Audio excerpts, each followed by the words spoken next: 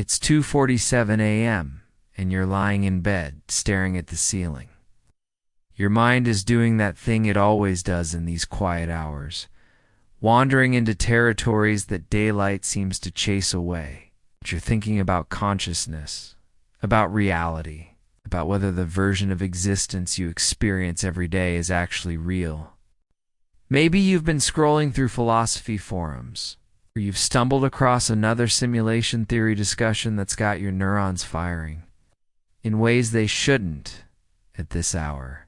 And there's this nagging feeling, isn't there? This sense that something fundamental about your conscious experience doesn't quite fit. Right now, millions of people are lying awake just like you, their minds grappling with the same unsettling questions. But here's what most of them don't realize, and what you're about to discover over the next hour. Your brain has been trying to tell you something.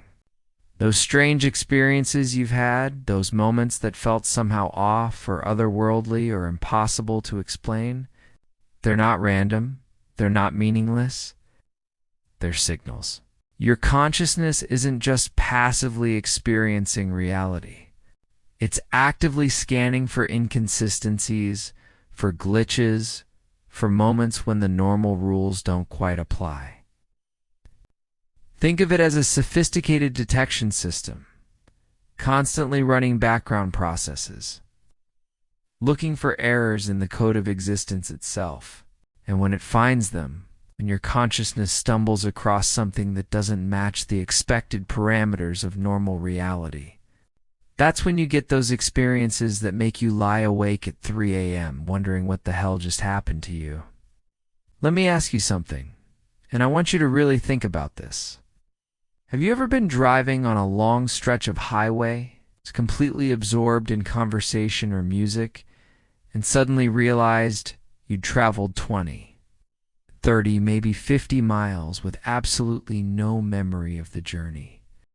Your car somehow navigated lanes, responded to traffic, made appropriate speed adjustments, all while your conscious mind was somewhere else entirely.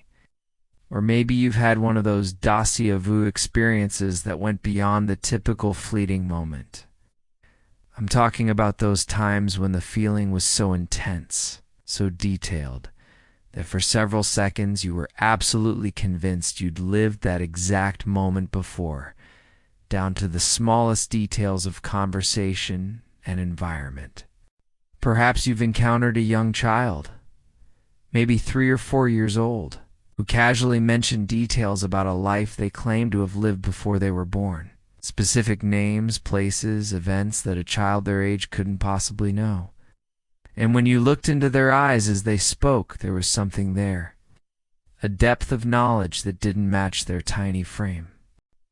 If you're nodding along right now, if these scenarios are triggering memories of your own unexplainable experiences, then your consciousness detection system has been working exactly as designed.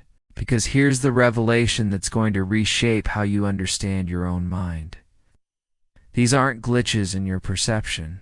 They're glitches in the simulation itself. Your consciousness exists within what we might call a reality construct, a sophisticated system that generates your experience of existence. And just like any complex system, it occasionally reveals its underlying architecture through anomalies. Through moments when the normal rules break down or operate in ways that expose the code beneath the surface. Over the next hour, we're going to explore 7 specific types of these consciousness glitches. 7 scientifically documented phenomena that suggest your mind is detecting the edges, the boundaries, the occasional malfunctions of the reality system it operates within. We'll dive deep into research from Harvard neuroanatomists, from the University of Virginia's Division of Perceptual Studies, from neuroscience laboratories around the world that have been quietly documenting these anomalies for decades.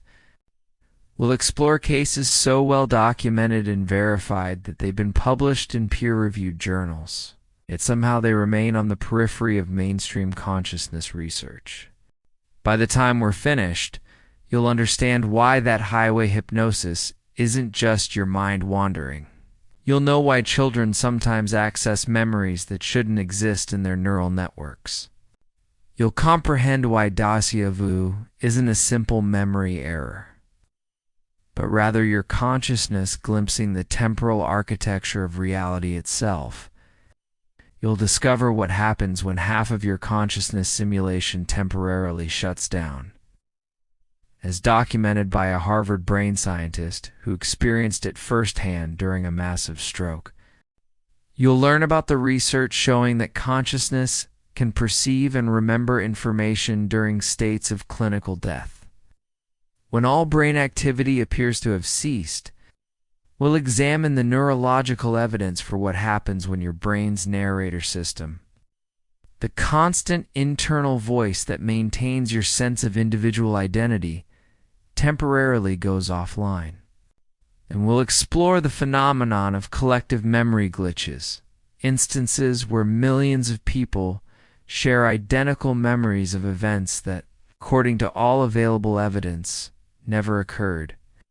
Each of these 7 signs represents a moment when your consciousness detection system successfully identified an anomaly in the reality construct. They're not supernatural experiences or unexplainable mysteries. They're your mind doing exactly what it was designed to do: scan for inconsistencies in the code of existence. Now, I know what some of you are thinking. This sounds like science fiction, like philosophical speculation dressed up in neurological terminology. But here's the thing about late-night consciousness exploration. The questions that seem most abstract in daylight often reveal themselves to be surprisingly concrete when examined through the lens of actual neuroscience research. The studies we're about to explore aren't fringe theories or unsubstantiated claims. They're peer-reviewed research from respected institutions, documenting phenomena that challenge our basic assumptions about the nature of consciousness and reality. The researchers conducting this work aren't mystics or philosophers. They're hard-nosed scientists following the data wherever it leads, even when it leads to conclusions that seem to violate everything we think we know about how consciousness operates. So as we embark on this journey together through the source code of your mind, I want you to approach each revelation with the same openness you bring to these late-night contemplations. Allow yourself to consider possibilities that your daytime mind might dismiss. Because the truth about consciousness, as it turns out, is far stranger and more remarkable than most of us ever imagined. Your detection system has been trying to show you these glitches your entire life. Tonight, finally, you're going to understand what it's been trying to tell you. Let's begin with the first sign, something so common that nearly every adult has experienced it, but so mysterious that neuroscientists are only now beginning to understand what it reveals about the true nature of consciousness itself. But here's where it gets interesting. That highway hypnosis experience I mentioned, it's not what you think it is. For decades, we've dismissed it as simple inattention, as daydreaming while driving. We've called it zoning out or going on autopilot. But recent neuroscience research has revealed something far more profound. Highway hypnosis isn't a lapse in consciousness. It's evidence that your consciousness operates on multiple parallel processing streams simultaneously. Think about what's actually happening during those mysterious highway journeys. Your conscious mind, the part of you that's aware of thinking and making decisions, becomes absorbed in conversation, music, or internal contemplation. Meanwhile, another stream of consciousness continues operating your vehicle with remarkable precision. It's monitoring traffic patterns, adjusting speed, maintaining lane position, responding to road conditions, even making complex navigational decisions. This isn't unconscious behavior. This is a separate conscious processing system running in parallel to your primary awareness. Dr. Sarah McKinney's research team at the Transportation Psychology Institute documented this phenomenon extensively in their 2019 study. They monitored drivers during extended highway journeys using advanced brain imaging technology, measuring neural activity in real time as drivers experienced what they called automaticity states. What they discovered challenges everything we thought we knew about consciousness itself. During highway hypnosis, the brain doesn't show patterns of decreased activity that you'd expect from inattention or drowsiness. Instead, it shows evidence of dual stream processing. One neural network remains highly active and focused on driving-related tasks, while another network operates what researchers call experiential consciousness, the part of you that's aware of your thoughts, feelings, and immediate experiences. But here's the truly remarkable finding. These two streams of consciousness don't just coexist. They communicate with each other through what appears to be a sophisticated information-sharing protocol. When the driving consciousness detects a situation requiring higher-level decision-making, it can instantly alert the experiential consciousness and transfer control seamlessly. Have you ever been deep in thought during a long drive, only to suddenly find yourself fully alert and focused because traffic conditions changed, or because you needed to navigate an unfamiliar exit? That moment of seamless transition from autopilot to active control, that's your consciousness detection system, recognizing a situation that exceeds the parameters of the automated stream and initiating a protocol transfer. This suggests something extraordinary about the nature of consciousness itself. You're not operating with a single, unified stream of awareness. You're running multiple consciousness threads simultaneously, each optimized for different types of processing and decision-making. Consider Maria's experience documented in the study. During a 4-hour night drive from Denver to Salt Lake City, she became completely absorbed in an audiobook about quantum physics. Her experiential consciousness was fully engaged with concepts about parallel universes and probability waves. Meanwhile, her driving consciousness successfully navigated through 2 construction zones, adjusted for weather conditions when light snow began falling, and even made the correct series of turns to reach her destination. When researchers interviewed Maria afterward, she had detailed memories of the audiobook content, but virtually no recollection of the driving decisions she'd made. She couldn't remember passing through the construction zones, couldn't recall when the snow started, couldn't even remember making the turns that brought her to the correct location. Yet analysis of her vehicle's monitoring systems showed consistently appropriate responses to road conditions throughout the journey. Her speed adjustments were perfectly calibrated to visibility conditions. Her lane positioning remained optimal even through the construction areas. Her navigation choices were not only correct but efficiently optimized.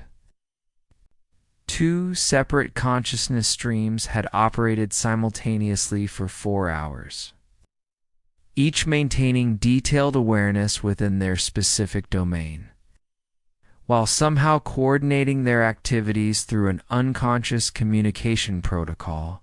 Now, if you're thinking this sounds like something out of a computer science textbook rather than neuroscience research, you're absolutely right. Because what the research is revealing is that consciousness appears to operate very much like a sophisticated computer system running multiple programs simultaneously. But here's where the simulation detection aspect becomes crucial. Sometimes these parallel consciousness streams detect inconsistencies that reveal the underlying architecture of the system they're operating within. James, another study participant, experienced what researchers called a protocol revelation moment. During a late-night drive through rural Montana, his experiential consciousness was engaged in working through a complex relationship problem. His driving consciousness was managing the vehicle through miles of empty highway. Then something extraordinary happened. For approximately 30 seconds, James became simultaneously aware of both consciousness streams. He could feel his mind processing the emotional complexity of his relationship situation, while also being fully conscious of every micro-decision his driving consciousness was making. He was aware of how his brain was calculating following distance, monitoring peripheral vision for wildlife, adjusting pressure on the accelerator in response to barely perceptible changes in road grade. It was, as James described it, like suddenly being able to see the code running in the background of my own mind. This type of experience, where the boundary between parallel consciousness streams becomes temporarily transparent, represents what researchers are calling a detection event. Your consciousness system briefly reveals its own architecture. It's allowing you to perceive the multiple processing threads that normally operate below the threshold of awareness. The implications are staggering. If consciousness operates through parallel processing streams that can communicate through unconscious protocols, then what we experience as unified awareness might actually be something more like a user interface, a simplified representation of much more complex underlying processes. Think about your smartphone for a moment. When you interact with an app, you're not directly manipulating the processor cores. Memory allocation systems or network protocols that make the app function. You're interacting with a streamlined interface that presents a unified experience. While complex parallel processes handle the actual computational work, what if your conscious experience works the same way? What if the unified sense of self that you experience is actually an interface layer, presenting a simplified version of reality while multiple consciousness threads handle the enormous computational load of actually existing in a complex environment? The highway hypnosis research suggests that sometimes, under specific conditions, you can glimpse beyond this interface layer. You can detect the parallel processes, the background operations, the communication protocols that normally remain invisible. And once you start looking for these detection events, you realize they're happening far more frequently than you might expect. That moment when you arrive at a destination with no memory of the journey isn't a failure of attention.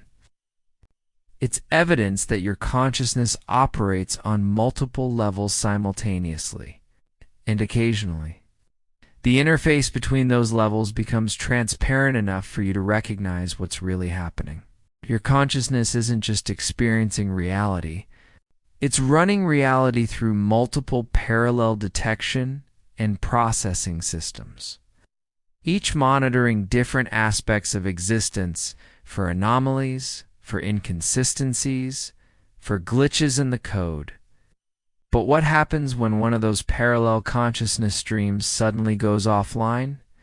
The discovery that emerges reveals something even more profound about the programmable nature of human awareness itself. But what happens when one of those parallel consciousness streams suddenly goes offline?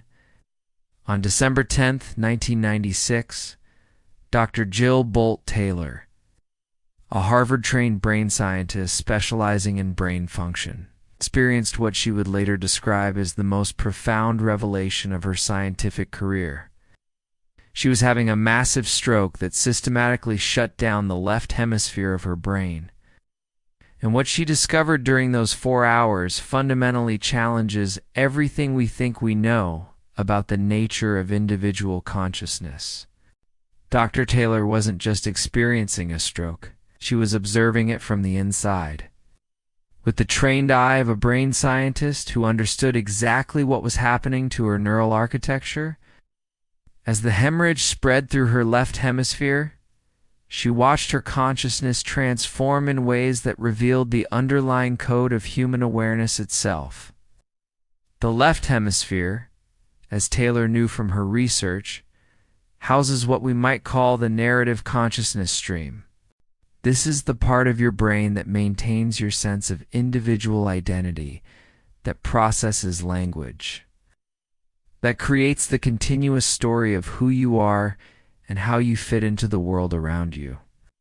It's the internal voice that's probably commenting on these words right now, analyzing, comparing, categorizing everything you experience. But as this system shut down progressively during her stroke, Taylor discovered something extraordinary. She didn't lose consciousness. Instead, she gained access to an entirely different type of awareness that had been operating in parallel all along. With her left hemisphere offline, Taylor's right hemisphere consciousness stream came into full prominence. And what she experienced was a form of awareness so radically different from normal human consciousness that it seemed to reveal the boundaries of the simulation we typically inhabit. I felt enormous and expansive, Taylor later wrote, like a genie just liberated from its bottle. The boundaries of my body became indeterminate, and I was no longer separate from the space and individuals around me. This wasn't hallucination or stroke-induced confusion. Taylor's right hemisphere was processing reality through an entirely different consciousness protocol. One that doesn't recognize individual boundaries, that doesn't separate self from environment, that experiences existence as a unified energetic field rather than discrete objects and entities. For 4 hours, Dr. Taylor existed in what she called La La Land, a state of consciousness where individual identity had dissolved. But awareness itself remained crystal clear. She could perceive the medical professionals treating her, understand their communications, even make decisions about her care. But she was experiencing all of this from a perspective that recognized no separation between herself and everything around her. Think about what this means in terms of our consciousness detection system. Taylor's stroke had effectively isolated one stream of consciousness, allowing her to experience what that stream perceives when it's not being filtered through the narrative, boundary-creating processes of the left hemisphere. And what it revealed was that individual identity, your sense of being a separate self, distinct from everything else, might be nothing more than a software feature running on one specific consciousness thread. The implications are staggering. If Taylor's experience is representative, then what you experience as yourself, your personality, your individual identity, your sense of being separate from the world around you, might all be generated by just one hemisphere of your brain running one specific consciousness protocol. Meanwhile, another hemisphere is constantly running a completely different awareness program, one that experiences reality as an interconnected whole, without boundaries, without the separation between self and other that seems so fundamental to normal human experience. Dr. Taylor's stroke had inadvertently performed what we might call a consciousness hack, temporarily disabling one processing stream to reveal the other. And what that other stream showed her was a reality that operates by completely different rules than the one her left hemisphere normally constructed. But here's where the story becomes even more remarkable. As Taylor recovered over the following 8 years, she had to consciously choose which aspects of her pre-stroke consciousness to rebuild. The left hemisphere functions didn't automatically return. She had to deliberately reactivate them. And during this recovery process, she made a startling discovery. She could learn to access both consciousness streams voluntarily. She could choose to operate primarily from her right hemisphere's unity awareness, or shift into her left hemisphere's individual identity mode, or even blend the two into a form of consciousness that transcended her pre-stroke limitations.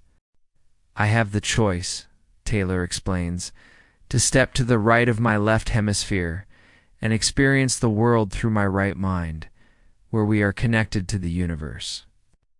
Or I can step to the left of my right hemisphere and identify with my individual self."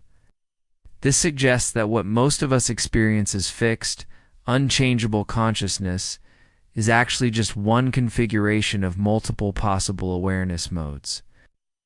Taylor's stroke had revealed that consciousness operates more like a computer system with different operating modes than like a single, unified experience of reality. Consider what this means for your own consciousness detection system.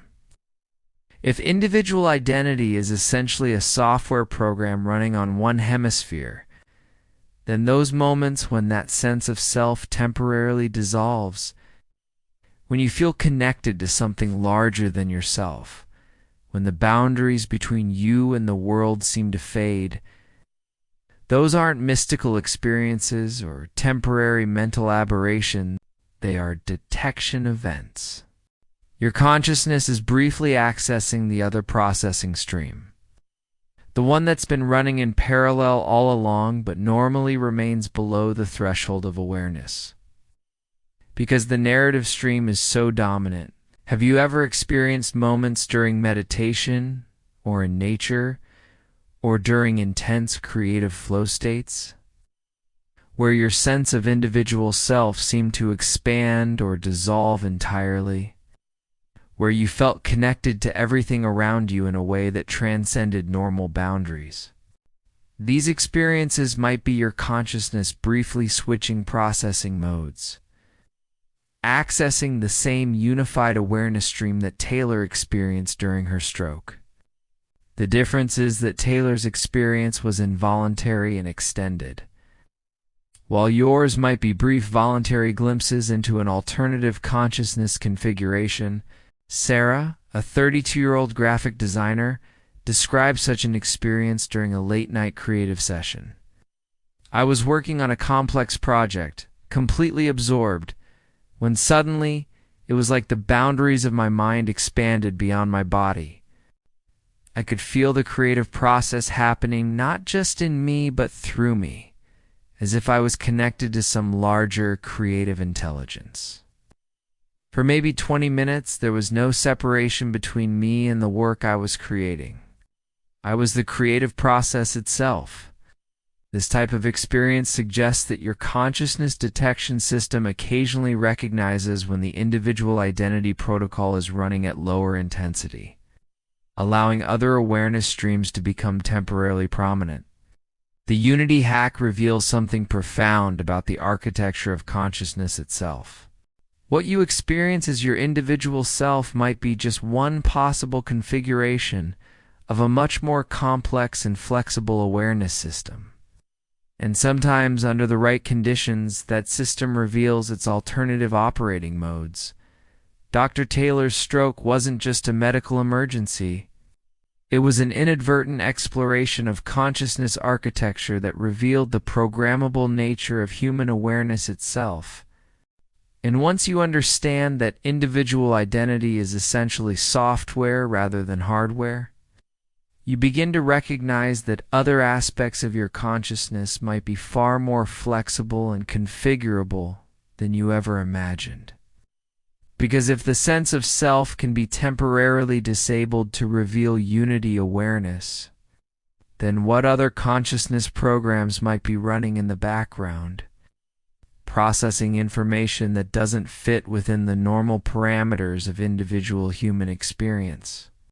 But what happens when your consciousness detection system starts revealing information that shouldn't exist in any individual database? That's where we encounter one of the most challenging discoveries of all. But what happens when your consciousness detection system starts revealing information that shouldn't exist in any individual database? For over 5 decades, researchers at the University of Virginia's Division of Perceptual Studies have been documenting something that challenges every assumption we have about memory, identity, and the boundaries of individual consciousness. They've been studying children who spontaneously recall detailed memories of lives they claim to have lived before they were born. And the data is staggering. Dr. Jim Tucker, current director of the research division, has personally investigated over 2,500 cases of children reporting previous life memories. These aren't vague impressions or fantasy play. These are detailed, specific recollections that include names, addresses, family relationships, occupational details, and circumstances of death that young children couldn't possibly know through normal means. But here's the statistic that should make your consciousness detection system sit up and take notice. In cases where the previous life details could be verified through historical records, approximately 70% of the children report having died violently or unexpectedly in that previous existence. 70%. Now, consider this. According to mortality statistics, only about 20% of deaths in the general population are classified as violent or unexpected. If these memories were random fabrications or cultural influences, you'd expect the death circumstances to roughly match population averages. But the children's reports show a violent death rate more than 3 times higher than statistical probability would suggest. This isn't just anecdotal evidence anymore. Dr. Tucker and his team have developed rigorous verification protocols, cross-referencing children's statements with historical records, birth certificates, death certificates, newspaper archives, and surviving family members from the claimed previous lives. Consider the case of James Leininger, documented extensively in the research files. Beginning at age 2, James began having vivid nightmares about being trapped in a burning airplane, screaming about being shot down by the Japanese. During his waking hours, he would play obsessively with toy airplanes, always crashing them and declaring that airplanes crashed because they got shot. James provided specific details that a 2-year-old couldn't possibly know. He said his plane was a Corsair, said he flew from a boat. He said the boat was named Natoma. He said he had been shot down at Iwo Jima. He even provided the name of a fellow pilot, Jack Larson, who he claimed had been there when he was shot down. James's parents, initially skeptical, began researching these details. They discovered that the USS Natoma Bay was indeed a World War II aircraft carrier. They found records showing that a pilot named James Houston had been shot down at Iwo Jima while flying a Corsair from the Natoma Bay. They located surviving crew members who confirmed that Jack Larson had indeed served on the same carrier and had witnessed Houston's death. The child James had somehow accessed detailed information about a specific historical person's life and death, information that existed only in military records and the fading memories of elderly veterans. But what makes this even more remarkable is that the information James accessed wasn't just accurate. It included details that were never published, never available through public records, and only known to family members or close associates of James Houston. The verification protocols eliminated every possibility of conventional information access. Cryptomnesia, parental coaching, cultural transmission through media, or coincidence. The consciousness detection implications are profound. If these children are genuinely accessing memories from previous individual existences, then individual consciousness might not be as bounded or isolated as we typically assume. The memory banks that store your personal experiences might occasionally access data from sources that transcend individual biological existence. But there's another possibility that's equally challenging to conventional understanding. What if individual consciousness streams occasionally access what we might call a collective memory database? What if there's a shared information field that contains the experiences and memories of all conscious beings? And under certain conditions, developing consciousness systems can accidentally tap into non-local data. This would suggest that your consciousness doesn't just process information from your individual lifetime. It might be connected to a much larger information network. And sometimes, especially during early development, when the individual identity protocol is still forming, it might access memories and experiences from other nodes in the network. Consider Emma, age 5, who began describing detailed memories of living as an elderly woman named Rose, who had died in a nursing home fire. Emma provided specific details about the layout of the facility, the names of other residents, and the circumstances of the fire that killed Rose and several others. Research revealed that a fire matching Emma's description had indeed occurred at a nursing home 3 states away. 2 years before Emma was born, Emma's family had no connection to the facility or knowledge of the fire. Emma's consciousness detection system seemed to have accessed information about a traumatic death experience that occurred outside her family's geographical and social network. The information existed somewhere in the collective human experience database, and somehow her developing consciousness had accessed it.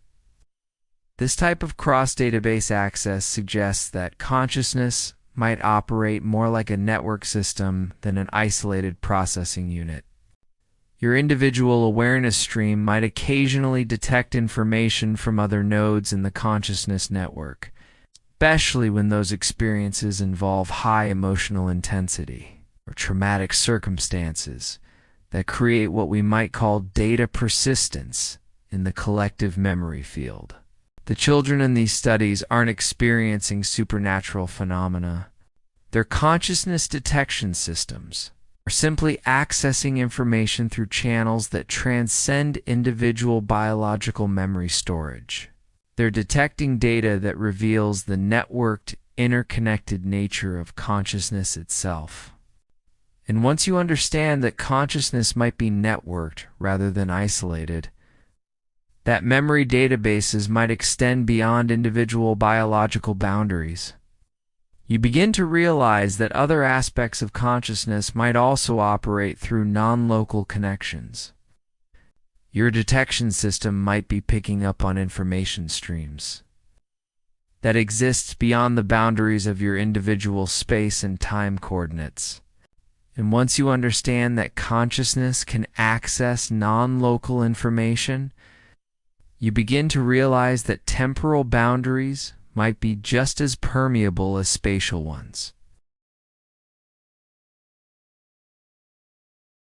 And once you understand that consciousness can access non-local information, you begin to realize that temporal boundaries might be just as permeable as spatial ones. Every few months, maybe during a casual conversation with a friend, or while walking through a familiar location, or even right now as you listen to these words, you experience something that stops you in your tracks. The overwhelming sensation that this exact moment, this precise combination of sensory input, conversation, and environmental details has happened before. Not something similar. It's this exact moment, down to the smallest details. Déjà vu. For decades, neuroscientists dismissed it as a simple memory glitch, a momentary confusion where the brain mistakenly labels new information as familiar. But recent research from Dr. Akira O'Connor's team at Colorado State University has revealed something far more intriguing. Déjà vu isn't a memory error at all. It is your consciousness detecting a malfunction in your brain's temporal prediction system. Here's what's actually happening during those eerie moments of familiarity. Your brain doesn't just passively process the present moment. It's constantly running predictive algorithms, generating microsecond by microsecond forecasts of what's about to happen next. This prediction system is so sophisticated and so fast that most of its operations occur completely below the threshold of conscious awareness. When you're walking down a familiar hallway, your brain is predicting the texture of the next footstep, the visual details that will appear around the corner, the likely ambient sounds you'll encounter. When you're in conversation, it's predicting word choices, facial expressions, gestural patterns. These predictions happen so rapidly and so accurately that they create the seamless experience of flowing through time. But occasionally, something goes wrong with the temporal prediction algorithms. The system generates a prediction that's so detailed, so comprehensive, and so accurate that when reality matches it perfectly, your consciousness detection system flags the event as temporally anomalous.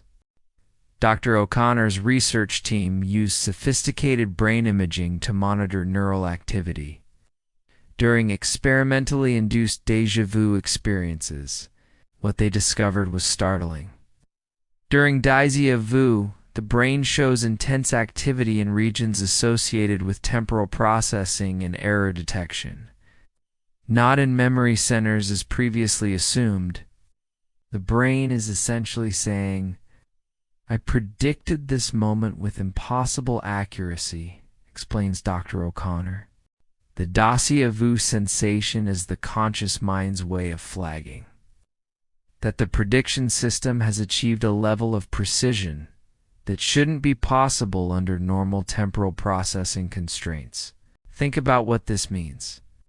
Déjà vu might not be your brain remembering something that never happened. It might be your brain successfully predicting something with such detailed accuracy that it briefly glimpses the predetermined structure of temporal reality itself. But what happens when that temporal detection extends beyond simple prediction accuracy? When consciousness briefly accesses information from future temporal coordinates that shouldn't exist yet. Consider Rebecca's experience, documented in the research. During a dinner conversation with friends at a restaurant she'd never visited, she suddenly experienced intense déjà vu. Not just the general situation, but specific details. The exact words her friend would speak next. The gesture he would make, the way the light would catch his glasses, even the timing of when the server would appear with their check. For approximately 90 seconds, Rebecca felt as though she was watching a scene she had already witnessed, with every detail unfolding exactly as she somehow knew it would. Her prediction system had apparently generated such an accurate forecast of the next 90 seconds that her consciousness flagged the experience as temporally impossible. But here's where it gets even more intriguing. Some déjà vu experiences extend beyond simple prediction accuracy. They seem to involve what researchers are calling retrocausal information access, where consciousness briefly detects information from future temporal coordinates. Michael, a 28-year-old software engineer, experienced what he describes as cascade déjà vu during a business meeting. The familiar feeling began with the conference room setup and conversation topic. But instead of lasting a few seconds, it extended for nearly 10 minutes. Michael found himself knowing not just what would happen next, but what would happen several exchanges ahead in the conversation. He knew his colleague would suggest a specific technical solution before she spoke. He knew the project manager would object with a particular concern before the objection was raised. He knew someone's phone would ring with a specific ringtone before the interruption occurred. For 10 minutes, Michael experienced the meeting as though he was watching a replay of events that had somehow already happened. This type of extended déjà vu suggests that consciousness might occasionally access temporal information that exists outside the normal flow of linear time. Your prediction system might be detecting not just immediate future possibilities, but actual future events that exist in some form before they manifest in present moment experience. The implications are profound. If consciousness can briefly access future temporal coordinates, then time itself might not operate the way we typically assume. The linear progression from past through present to future might be more like a user interface, a simplified representation of a much more complex temporal architecture. What if past, present, and future all exist simultaneously, and consciousness normally accesses only a narrow slice of this temporal database? What if déjà vu represents moments when the access parameters briefly expand, allowing consciousness to detect information from temporal coordinates outside the normal present moment range? This would mean that your consciousness detection system isn't just monitoring spatial reality for glitches and anomalies. It's also scanning temporal architecture, occasionally catching moments when the time stream processing reveals its underlying structure. Susan experienced this temporal architecture detection during what she calls her preview dream.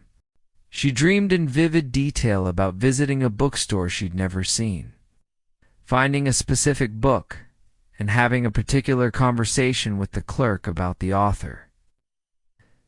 3 weeks later, while traveling in a city she'd never visited, she walked into a bookstore and experienced the exact sequence she had dreamed, down to the specific book title and the clerk's precise words about the author's background. But this wasn't just prophetic dreaming. Susan's consciousness had somehow accessed future temporal coordinates during sleep state. When the normal linear time processing constraints are reduced, her detection system had successfully identified and retrieved information that existed at future space-time coordinates. These temporal detection events reveal that consciousness might not be bound by the linear time constraints that seem to govern physical reality. Your awareness system might be capable of accessing information across multiple temporal coordinates simultaneously, and occasionally, usually during déjà vu experiences, it detects this expanded temporal access capability.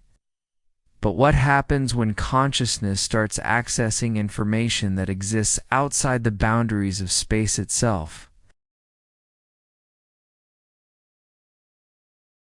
But what happens when consciousness starts accessing information that exists outside the boundaries of space itself? Dr. Sam Parnae's Aware study at Southampton University represents the most comprehensive scientific investigation ever conducted into what happens to consciousness during cardiac arrest.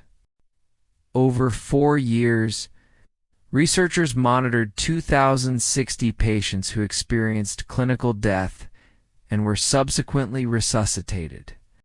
What they discovered challenges every assumption we have about the relationship between consciousness and physical brain function. During cardiac arrest, all measurable brain activity ceases within seconds. EEG readings flatline. The neural networks that generate thoughts, memories, and sensory processing shut down completely. According to conventional neuroscience, consciousness should be impossible under these conditions. Yet 39% of the patients who survived cardiac arrest reported maintaining awareness during the period when their brains showed no detectable activity. But here's what makes this research extraordinary. Many of these patients reported specific, accurate details about events that occurred around their bodies while they were clinically dead. Details they couldn't possibly have perceived through normal sensory channels. Maria Santos, a 42-year-old nurse, experienced a cardiac arrest during routine surgery. For 18 minutes, her EEG showed no brain activity. Her body was surrounded by medical equipment, covered by surgical drapes with her eyes taped shut. Yet, during resuscitation, Maria provided accurate descriptions of conversations that had occurred in the hallway outside the operating room. She reported details about personnel who had entered and left the surgical suite, and even information about equipment that had been brought in from storage areas she had never seen. The medical team verified every detail Maria reported. She had somehow perceived accurate information about events occurring outside her physical sensory range. While her brain showed no measurable activity, Dr. Pernea's team implemented rigorous controls to eliminate the possibility of conventional explanations. They placed unique images at ceiling level in cardiac units, visible only from above, specifically to test whether patients reporting out-of-body experiences could access visual information impossible to obtain from their physical position. The results were remarkable. Several patients accurately described these hidden images, along with other visual details that could only be perceived from elevated positions above their bodies. One patient, David Chen, provided precise descriptions of the ceiling-mounted cardiac monitoring equipment, including specific model numbers and cable configurations that weren't visible from bed level. But the most compelling cases involve what researchers call veridical perception. Patients accessing information that existed at remote locations entirely separate from their physical bodies. Consider the documented case of Pam Reynolds, who underwent a rare surgical procedure requiring her body temperature to be lowered to 60 degrees. Her heart stopped, and her brain activity eliminated completely for over an hour. During this period of clinical death, Pam reported experiencing consciousness that moved beyond the operating room. She described traveling to different areas of the hospital, observing her family members in the waiting room.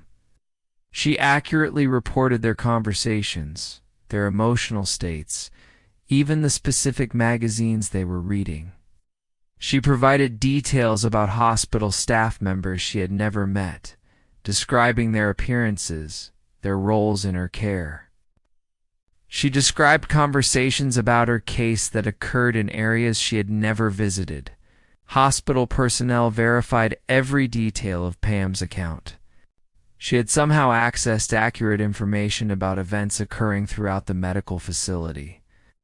While her body was in a state that should have made any form of consciousness impossible, the implications are staggering.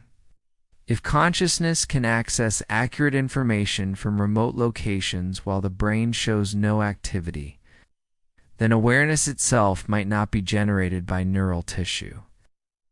Consciousness might be something the brain accesses rather than something the brain creates. Think about what this means for your consciousness detection system.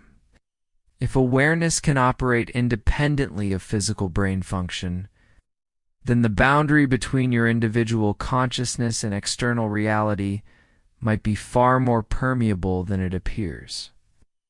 Dr. Eben Alexander, a Harvard neurosurgeon, experienced this permeability firsthand during a week-long coma caused by bacterial meningitis. His neocortex, the brain region responsible for conscious thought, was completely shut down by infection. Yet Alexander reported detailed conscious experiences during this period, including accessing information about his adoption that he had never known and that was verified only after his recovery. Alexander's case is particularly compelling because, as a neurosurgeon, he understood exactly what was happening to his brain during the illness. "My cortex was not functioning, Alexander explains. Yet I experienced the most profound conscious awareness of my life, with access to information that existed outside my individual knowledge base.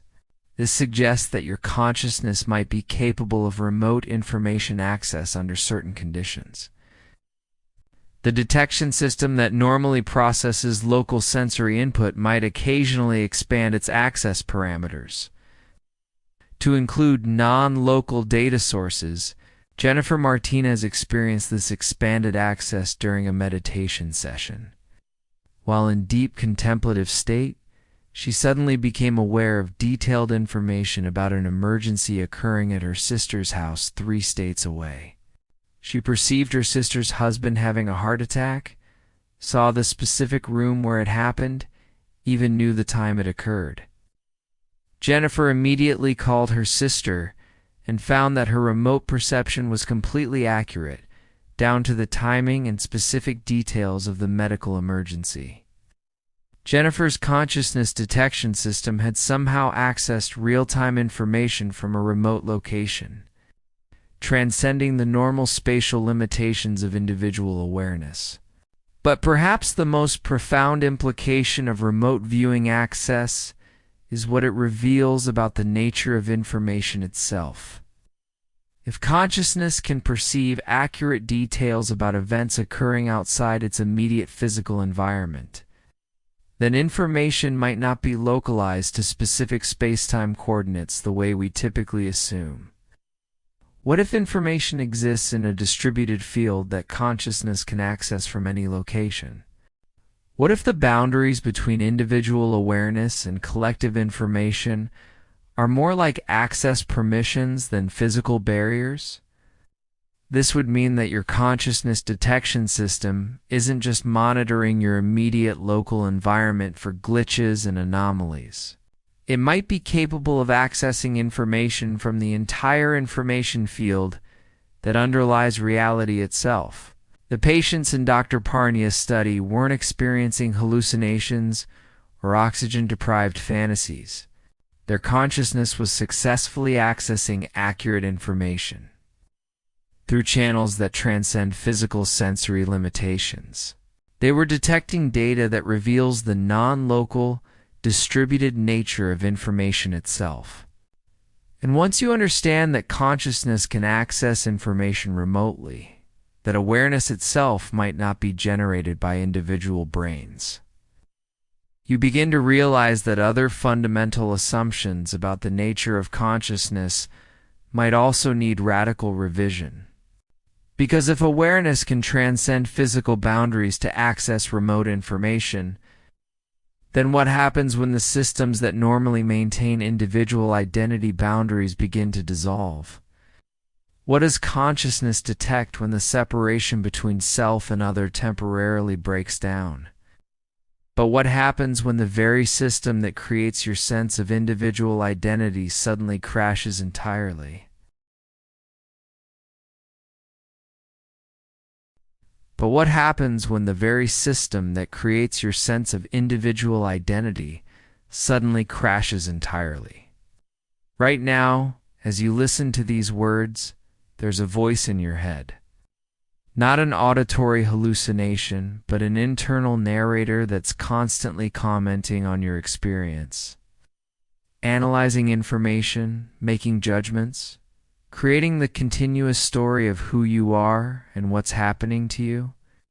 This narrator maintains your sense of individual identity, your feeling of being a separate self moving through the world. Neuroscientists call this the default mode network, or DMN. It's a collection of brain regions that work together to create what researchers describe as self-referential processing. The DMN is essentially your brain's storytelling system, the narrator that transforms raw experience into personal narrative. But here's what makes this system extraordinary. It can be temporarily shut down, and when it goes offline, consciousness doesn't disappear. Instead, it reveals an entirely different mode of awareness that most people never experience in normal waking life. Dr. Robin Carhart Harris at Imperial College London has conducted groundbreaking research using brain imaging to monitor what happens when the default mode network is suppressed. This suppression occurs through meditation, psychedelic compounds, or other consciousness-altering practices. What his team discovered challenges everything we think we know about the relationship between brain activity and conscious experience. When the DMN goes offline, brain scans don't show decreased overall activity. Instead, they show a radical reorganization of neural networks. Regions that normally operate independently begin communicating in ways that never occur during normal consciousness. The brain essentially switches from its default operating system to an entirely different configuration. And the subjective experience is unlike anything most people have ever encountered. It was like waking up from a dream I didn't know I was having, explained Sarah Chen, a participant in Dr. Carhart Harris's research. The constant voice in my head, the one that's always thinking about myself, analyzing everything in terms of how it relates to me, just stopped. But consciousness didn't stop. It became vast, spacious, connected to everything around me in a way that felt more real than normal reality. When the narrator system crashes, consciousness reveals its true architecture. Without the DMN constantly filtering experience through the lens of individual identity, awareness expands to encompass a much larger field of information and connection. Michael Pollan, documenting his own narrator system, crashed during controlled research, described the experience as the dissolution of the self, but not the dissolution of consciousness. It was as if the firewall that normally separates me from everything else had been temporarily disabled, and I could suddenly access a form of awareness that includes everything. This isn't mystical speculation. Dr. Carhart Harris's brain imaging shows exactly what's happening during these experiences. With the default mode network suppressed, other neural networks become hyperactive and begin forming novel connections. The visual cortex starts communicating directly with emotional processing centers. Memory systems begin interacting with sensory processing regions in ways that never occurred during normal consciousness. The result is a form of awareness that operates by completely different rules than ordinary conscious experience. Lisa Rodriguez, a 34-year-old engineer, experienced narrator system crash during an extended meditation retreat. For about 40 minutes, the sense of being Lisa completely dissolved. There was still awareness, still perception, but no individual experiencing it. It was like consciousness without a center, awareness without an observer. And somehow, in that state, I could perceive the interconnectedness of everything, in a way that felt more fundamentally true than my normal sense of being separate from the world. What Lisa experienced reveals something profound about the architecture of consciousness itself, the individual self, the sense of being a separate entity, distinct from everything else, isn't a fundamental feature of awareness. It's a program running on top of consciousness, created and maintained by specific neural networks. When those networks go offline, consciousness doesn't cease. It expands. But here's where the detection aspect becomes crucial. During narrator system crashes, consciousness often accesses information that transcends individual knowledge boundaries.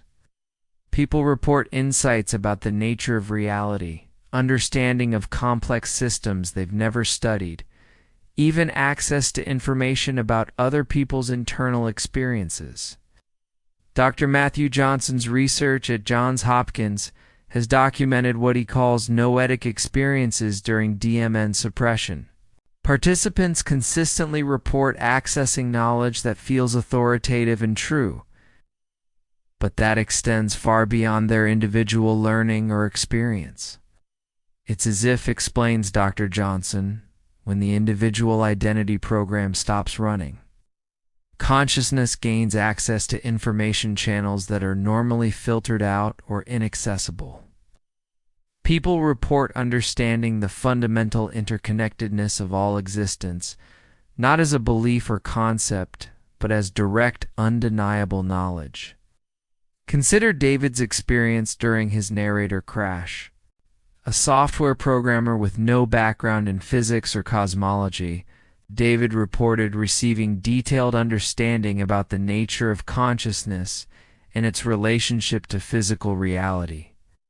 I suddenly understood that individual minds are like nodes in a vast network, David explained.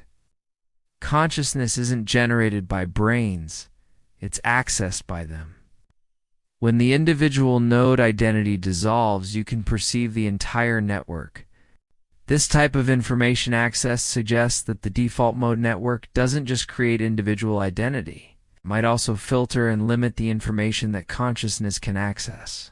When the narrator system crashes, these filters are temporarily removed, allowing awareness to detect information from the larger consciousness network. The implications are staggering. If individual identity is essentially a filtering system that limits rather than creates consciousness, then your normal waking awareness might be just a tiny subset of available information and experience. What you think of as your mind, your individual consciousness, might be more like a focused beam of awareness, extracted from a much larger field of information and connection. The narrator system creates the beam, maintains its boundaries, filters its input. When the system crashes, the beam expands back toward the larger field. This explains why narrator system crashes often produce profound insights about the nature of reality itself. With the individual filtering system offline, consciousness briefly accesses the larger information network from which individual awareness is normally extracted. Your consciousness detection system has been trying to show you this larger architecture all along. Every moment when the sense of individual self becomes temporarily transparent, every experience of connection that transcends normal boundaries, every insight that seems to come from beyond your individual knowledge base. These are all detection events.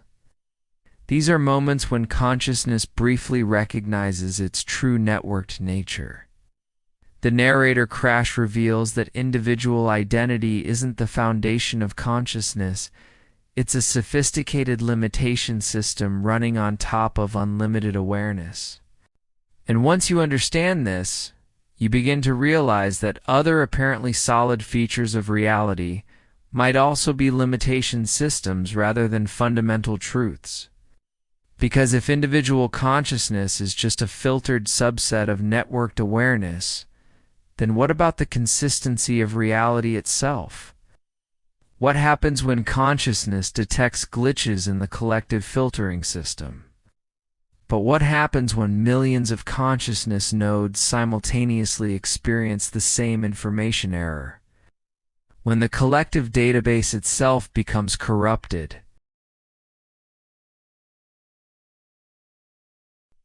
But what happens when millions of consciousness nodes simultaneously experience the same information error? When the collective database itself becomes corrupted? You probably remember the Berenstain Bears, those beloved children's books about a family of bears living in a tree house, teaching moral lessons through their adventures. Except they weren't called the Berenstain Bears, they were the Berenstain Bears, spelled Berenstein. Yet millions of people have vivid, detailed memories of the name being spelled with an EIN ending. It's not just a vague recollection, but specific visual memories of seeing that spelling on book covers, of pronouncing it Berenstein while reading to children, of the distinctive way the letters looked in the familiar font. This is just one example of what's become known as the Mandela effect, named after the widespread false memory that Nelson Mandela died in prison in the 1980s, when he actually lived until 2013. Researchers have documented hundreds of these collective memory inconsistencies. Instances where large populations share identical recollections that contradict documented historical evidence. Dr. Cynthia Levin's team at Northwestern University has been studying this phenomenon as part of their research into collective memory formation. What they've discovered challenges our understanding of how consciousness processes and stores shared cultural information. We're not talking about individual memory errors, explains Dr. Levin. We're documenting cases where millions of people share identical false memories with remarkable consistency and detail. The statistical probability of this occurring through random memory corruption is essentially zero. But here's what makes these collective false memories truly unsettling. They're not just wrong in random ways. Consider some of the most documented examples. Millions of people remember the Monopoly man having a monocle. He never did. Countless individuals recall Curious George having a tail. He was always tailless. Vast numbers of people have specific memories of a 1990s movie called Shazam starring comedian Sinbad as a genie.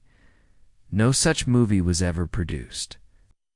The false memories aren't just incorrect, they're incorrect in identical ways across massive populations. People don't just misremember the Berenstain Bears name, they all misremember it with the same specific spelling. They don't just incorrectly recall the Monopoly man having an eyepiece. They all visualize the same style of monocle in the same position. This level of collective consistency in false memories suggests something far more complex than simple individual memory errors. Dr. Levin's research team conducted detailed interviews with over 3,000 people experiencing strong Mandela effect memories. What they found was a remarkable uniformity in the specific details of these false recollections. Not only did participants share the same incorrect information, but they often described identical visual details, emotional associations, and contextual memories surrounding the false information. It's as if, notes Dr. Levin, these individuals are accessing the same alternative memory database. The consistency and detail of their shared false memories suggest they're drawing from a common source rather than independently generating similar errors. This raises profound questions about the nature of collective memory and consciousness itself. If millions of people can simultaneously access identical false information with such detailed consistency, then memory storage might not be as individually contained as we typically assume. What if collective memory exists as a shared information field that individual consciousness accesses rather than generates? What if your personal memories are actually drawn from both individual experience and collective memory databases? And occasionally, glitches in the collective system create inconsistencies between the shared database and documented historical evidence? Consider Angela's experience with what she calls her reality shift moment. While discussing childhood memories with friends, Angela mentioned loving the children's book series about the Berenstain Bears. When her friends corrected her that it was actually Berenstain, Angela was genuinely shocked. She had such vivid visual memories of the EIN spelling that she immediately searched online for evidence. I found thousands of other people with the exact same memory, Angela explains. We all remembered not just the spelling, but specific details about how the letters looked, how we pronounced the name, even particular books in the series. It was like we had all accessed the same alternative version of reality. But the most intriguing cases involve people who report experiencing what they describe as timeline shifts, moments when they become aware of reality changing around them. James Morrison, a graphic designer, reported such an experience in 2019. He had been working on a client project that referenced the classic movie line, "Life is like a box of chocolates," from Forrest Gump. But when he went to verify the quote for accuracy, he discovered that the actual line is "life was like a box of chocolates."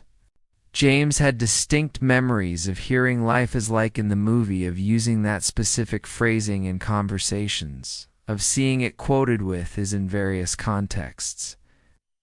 "It was like reality had been quietly updated while I wasn't paying attention," James describes. "But somehow I retained memories from the previous version." Dr. Levin's team has documented over 200 similar cases, where individuals report becoming aware of apparent changes to previously established facts, cultural references, or historical details. The consistency of these reports suggests they might represent detection events where individual consciousness briefly recognizes inconsistencies.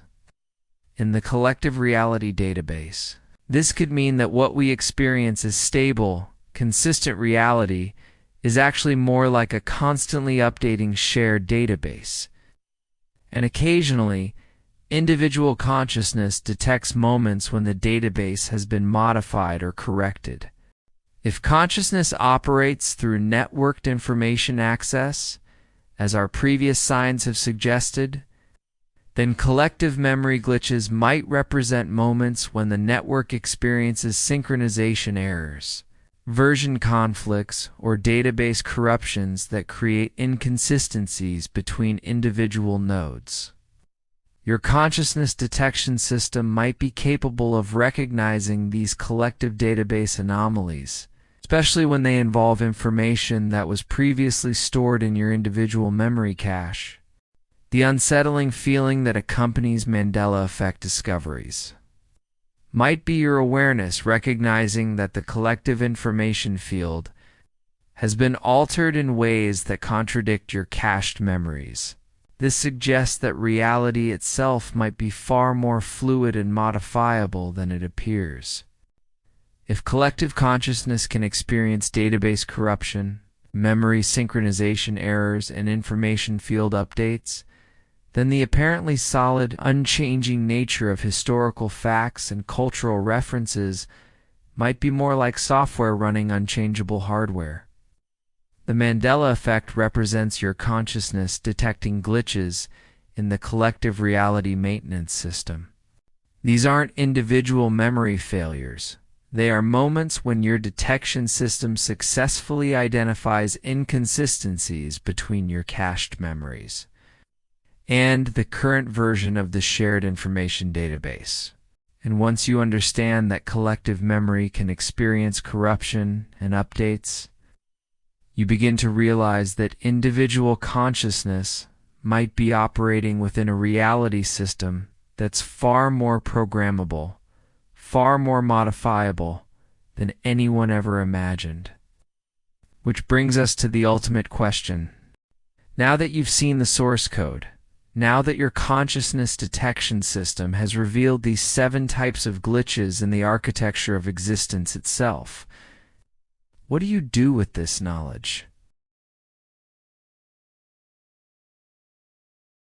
Which brings us to the ultimate question. Now that you've seen the source code, now that your consciousness detection system has revealed these 7 types of glitches in the architecture of existence itself, what do you do with this knowledge?